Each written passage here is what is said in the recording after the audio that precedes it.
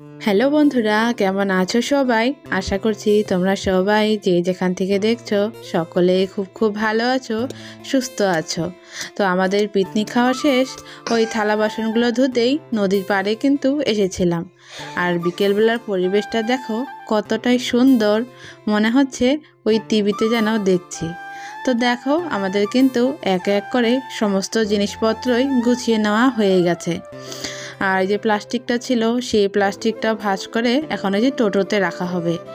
তো মোটামুটি সব জিনিসপত্র গুছানো হয়ে গেছে, তবে এই যে সবাই মিলে একটু ছবি তুলে নিচ্ছি, কারণ এত সুন্দর জায়গা, তো কবে না কবে আসবো তার কিন্তু কোনো গ্যারান্টি নেই। এই তো বিয়ের 8 বছর পরে এসেছি, তো জানি না আরও কবে দেখা হবে জায়গাটার সাথে। তো চলো এখন বাড়ির দিকে রওনা দেই। তো আমরা সবাই তো ওই টোটোতে করে এসেছিলাম, তোমাদের দাদা ভাই ও কিন্তু বাইক নিয়ে এসেছে, ওই জন্যই আমরা কিন্তু একটু আগেই বেরোচ্ছি, কারণ বাইক দিয়ে গেলে তো আর বেশি সময় লাগে না, কিন্তু টোটোতে না ওই 1 ঘন্টায় লেগে যায়, কারণ রাস্তাগুলো তো অতটা ভালো না, খারাপ রাস্তা, যেহেতু ওই গ্রামের মাঝখান দিয়ে আসতে হয় আর জঙ্গলের ভিতর দিয়ে। তো রাত হয়ে গেলে আবার সেই জীবজন্তু যদি বার হয়, ওই জন্যে কিন্তু একটু সকাল সকালই বের হচ্ছি। তো যাই হোক, এই যে আমাদের টোটো কিন্তু ছেড়ে দিল। আর তার মধ্যে ওই ভেবেছিলাম ওই চাপাত বাগান যে সেখানে একটু ঘুরবো, তবে দেখো এখান থেকেই বের হতে হতে একটু সন্ধ্যা সন্ধ্যা ভাব হয়ে গেল।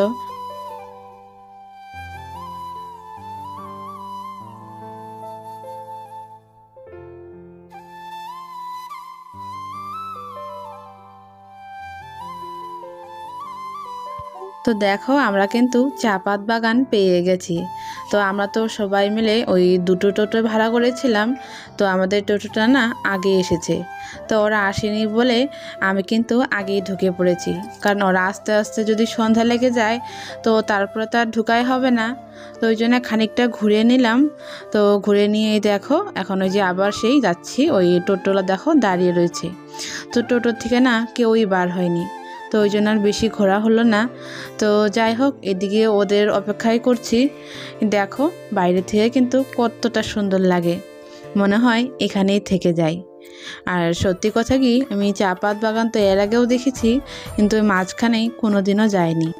তো আজকে একটু ঘুরে ঘুরে দেখলাম, তো আমার সাথে আর কেউ নামেনি টোটোর থেকে, তো আমি একাই, তো ওই জন্য আর বেশি ভিতরে যাইনি, সামনে থেকে একটু ঘুরে আসলাম। তো চলো এদিকে কিন্তু ওরাও এসে গেছে, আমরা এই যে সবাই মিলে বাড়ির দিকে রওনা দিলাম। তো বাড়িতে আস্তে আস্তে তো অনেকটাই রাত হয়ে গেছিলো, ওই 6:30 কি 7টা বেজে গেছে। আর যেহেতু শীতের দিন তো জানোই ওই 5টা না বাজতেই অন্ধকার হয়ে যায়, তো সেখানে 7টা বেজে গেছে, তো ওই জন্য আসার পরে না আর কোনো ভিডিও করা হয়নি। তো দেখো এটা হচ্ছে পরের দিন সকালবেলা। তো সকালে ঘুম থেকে উঠে নিয়ে বাসি কাজগুলো সেরে নিয়ে ওই গ্যাসটা একটু মুছে নিচ্ছি, কারণ আজকে হচ্ছে একটা উপোস, মানে বুড়ি পুজো। আমাদের এখানে না ওই সাধের অনুষ্ঠানে ওই বুড়ি পুজো করা হয়। তো আমাদের পাশের বাড়িরই একজনের সাধ, তো আমাকে ওই উপোস থাকতে বলেছে, মানে এই পুজোতে না ওই 3 জন 5 জন বা 7 জন এরকম করে লোক লাগে, মানে মেয়ে মানুষ লাগে, তো তারই মধ্যে আমিও একজন। তো ওই জন্য গ্যাসটা ভালো করে মুছে নিয়ে তারপরে চাটা খেয়েছি। তো যাই হোক, এদিকে চাটা খাওয়ার পরে মেয়েকে খাওয়াই দাওয়াই দেখো স্কুলেও পাঠিয়ে দিলাম। আর এখন তো তোমার 8টা বাজে, কিন্তু সকালের অবস্থাটা একদমই খারাপ, কুয়াশায় ভর্তি। তো এই হচ্ছে ব্যাপার। তো যাই হোক, এদিকে মেয়েকে স্কুলে পাঠানোর পর চলে এসেছি বিছানা তুলতে। তো দিল তো ওই জানালা খোলার সাথে সাথেই অনেকটাই রোদ আসে, তবে আজকে দেখো একটুও কিন্তু রোদ নেই, তবে একটু একটু আলো এসেছে। যেহেতু ঠান্ডার দিন, তার মধ্যে আরও মেঘলা দিনে কিন্তু এই ঘরটাও অন্ধকারই হয়ে থাকে। তো যাই হোক, এদিকে বালিশগুলো ভাঁজ করে নিলাম, এখন এই যে কম্বলগুলো ভাঁজ করে নেব। আর এই কম্বলের কাভারগুলোর জন্য না ভাঁজ করতে খুবই অসুবিধা হয়, ওই সরে সরে এসে যায়। আর তার মধ্যে মেয়ে যে যখনই কম্বল টানে তখনই ওই কাভারের থেকে কম্বলগুলো না ওই সাইডে চলে যায়।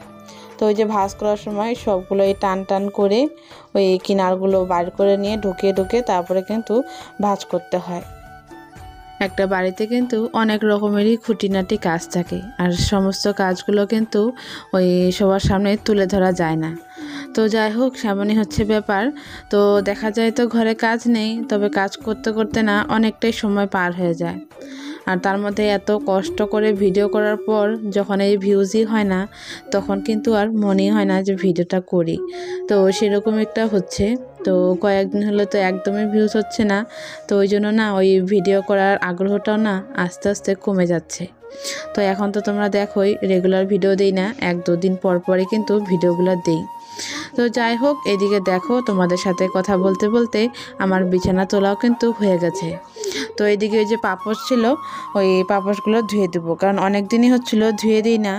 তো দেখলাম রোদে উঠেছে, তো দেখো এই যে পাপোশগুলো ধুয়ে আমি কিন্তু এই কলের পরে শুকোতে দিলাম, কারণ এখানে একটু টানটানি রোদ পড়ে, মানে ওই দুপুর থেকে বিকেল অবধি তো ভালোই পড়ে। আর তো এইখানেই দিই সবসময় শুকোতে।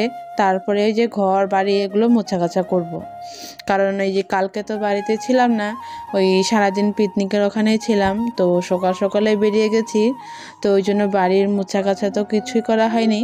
তো ভাবছি এখনই করে নিই, কারণ ওই যে কুকুরের ছানাগুলো ছোট ছোট বাচ্চা, সেগুলো ওই যে সবসময় বারান্দায় আসে, তো ওই জন্য আর ভালো লাগে না। তো এইদিকে আবার তোমার দাদা ভাই মাছও পাঠিয়েছিল, তো সেগুলোই কিন্তু ওই রোদে বসে বানিয়েছিলাম। তো সেই জায়গাটাও মুছে নিলাম, মুছে নিয়ে দেখো চলে এসেছি ঘর মুছতে। তো এদিকে তো ঘর বারান্দা মোছা হয়ে গেছে, তবে এই যে সিঁড়িটা মুছে নিচ্ছি। আর দেখো একদিন না মুছায় ওই সিঁড়িটা কিন্তু সাদা সাদা হয়ে গেছে, কারণ গ্রামের বাড়িতে তো জানোই, তার মধ্যে আরও ছোট বাচ্চা, এগুলো থাকলে না ঘর বাড়ি কোনো দিনও পরিষ্কার থাকে না।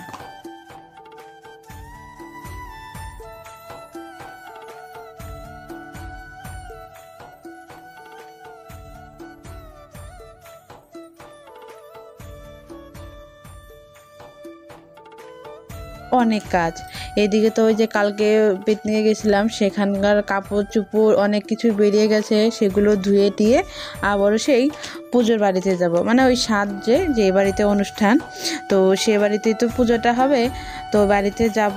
তো চলো তাড়াতাড়ি এই যে কাজবাজগুলো করে নেই। তো এইদিকে স্নান টান করে পুজো টুজো দিয়ে রেডি হয়ে গেছি ওই অনুষ্ঠান বাড়িতে যাওয়ার জন্য। আর আমার দুটো প্রেশার কুকারের না ওই ওয়াশারটা খারাপ হয়েছিল, তো সেগুলো ওই যে ব্যাগে ভরে রাখলাম, ব্যাগে ভরে রেখে ঘরটাও তালা মেরে নিচ্ছি। তার মধ্যে আবার বাড়িতে কেউই নেই, ওই জন্য দেখো তালাটাও কিন্তু দিয়ে যাচ্ছি, যেহেতু গ্রামের পরিবেশ আর আমাদের বাড়িটাও এক কিনারে, তো ওই জন্যই। তো দেখো এদিকে তালা ঠালা দিয়ে আমি কিন্তু ওই অনুষ্ঠান বাড়িতে চলে এসেছি। আর এখানে দেখো এসে দেখি পূজার সমস্ত কিছু যাই জোগাড় করে নেওয়া হয়ে গেছে।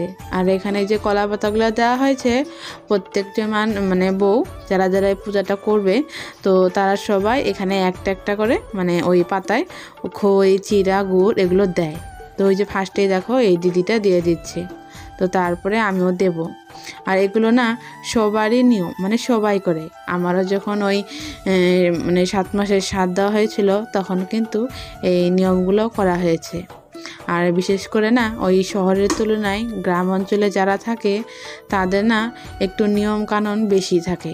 কেননা আমি অনেকেই দেখেছি যে মানে যে কোনো কাজ, পূজা হোক বা যে কোনো এই হোক, মানে সব কিছুতেই না অনেক নিয়ম কানুন। তো যাই হোক, এদিকে তো ওদের দেওয়া হয়ে গেছে। তারপর দেখো আমি ওই মানে সমস্ত কিছু ভরে দিলাম খই চিড়া দিয়ে। এখন এই যে প্রদীপগুলো লাগিয়ে যে ঠাকুরকে দেখাচ্ছি। এটা হচ্ছে ওই গাছের গুড়ি বলে কয়, গাছের গুড়ি পূজা, আর অনেকে বুড়ি পূজাও বলে। তো এটা হচ্ছে সেই।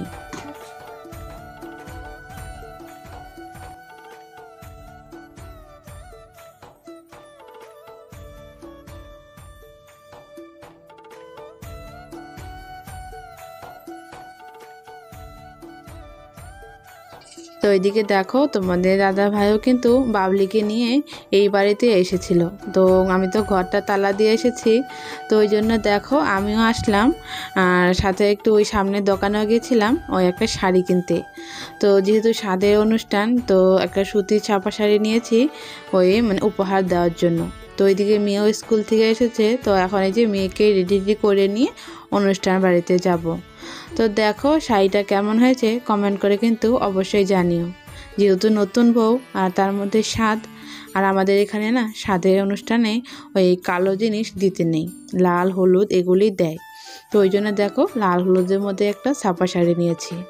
তো যাই হোক বন্ধুরা, আজকের মতন ব্লগটা আমি এখানে শেষ করছি। ভালো লাগলে লাইক কমেন্ট শেয়ার করে দিও, আর চ্যানেলের নতুন বন্ধু হয়ে থাকলে চ্যানেলটা কিন্তু অবশ্যই সাবস্ক্রাইব করে দিও। তাহলে আবারও দেখা হচ্ছে তোমাদের সাথে নতুন আরেকটা ব্লগ নিয়ে। ততক্ষণ সকলেই ভালো থেকো, সুস্থ থেকো।